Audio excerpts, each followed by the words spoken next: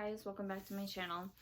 So today's video is going to be a life update. I'm sure most of you know what that is, but I just wanted to sit down and tell the story from my perspective and for me to kind of work through it. I still don't feel like I've really dealt with it yet, like really processed it, I guess would be the right word. So before I get into the story, subscribe to my channel, hit the little bell button so you get notified when I upload, and like this video. So I guess to start, we're gonna take a little journey back to Monday, November 30th. So 2.5 weeks ago, well, a little over. My grandfather went to the dentist to have some fillings done. The dentist had said that his gums had been a little swollen before she started doing any work. So that was a little weird, but we didn't really think anything of it. And he came home and he was fine. He had dinner that night and said his gums were a little sore, but that's kind of to be expected the night of dental work. And he went to bed and we all went to bed and everything was okay. So then Tuesday, he woke up still in pain and kind of really tired. And that continued for the last 2 weeks. But it progressively got worse. And we had stew Wednesday night, I guess it was. Maybe Tuesday, I don't really remember anymore, but we had stew, which was one of his favorites, and he only had a little bit, and he didn't eat his potatoes, and that was kind of a big red flag that he really wasn't feeling well. And he was sleeping a lot. Like, he'd come downstairs for a few hours at a time, but even when he was downstairs, he kept like nodding off, and eventually he just kept sleeping longer and longer and longer. Saturday, a cousin of my grandmother's, who's comes down to visit all the time, came down and was here for a few hours, and my grandfather had stayed up and was downstairs with the family, but you could kind of tell that he wasn't fully in the conversation. Like, he was still tired and not really involved in conversation, which he normally would be. And then Monday he went and made a trip to the reservation for some smokes for a friend, and when he came home he went right back to bed, and that's where he spent the next 3 days. He was to the point where he was only eating soup, like, and when I say soup, I don't mean like chicken noodle, I mean like nothing chewable. So like cream of celery, cream of mushroom, cream of chicken, those were the only ones he was eating, and he was only having like half a cup.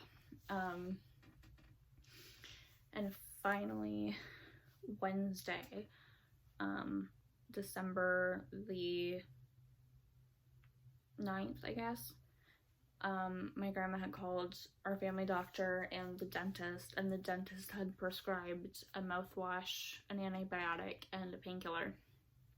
So I had gone down to the pharmacy to pick up the prescriptions because with COVID and everything, the less my grandparents are kind of out and about, the better. So I typically do the running around.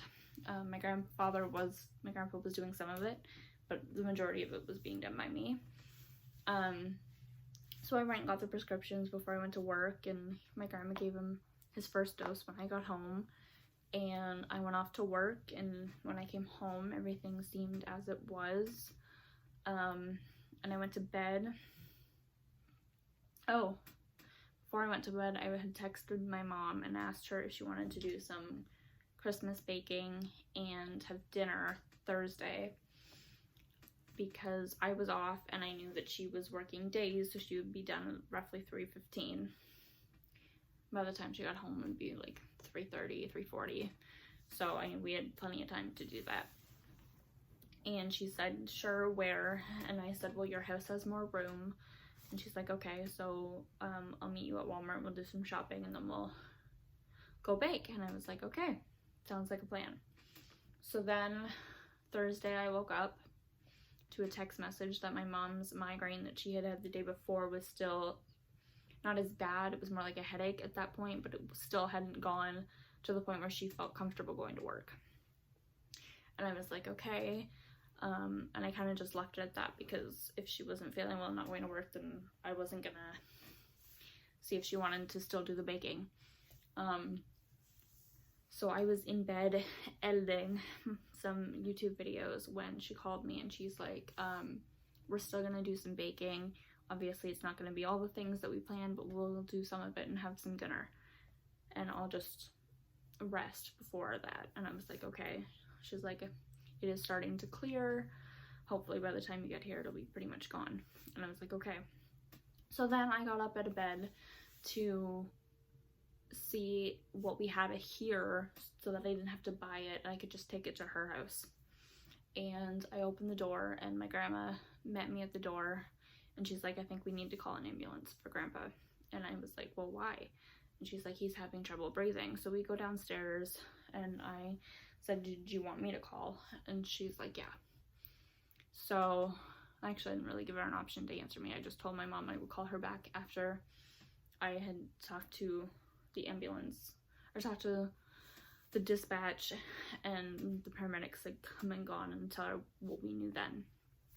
And so I hung up and I called dispatch and talked to her and told her kind of what was going on and what we knew at that point.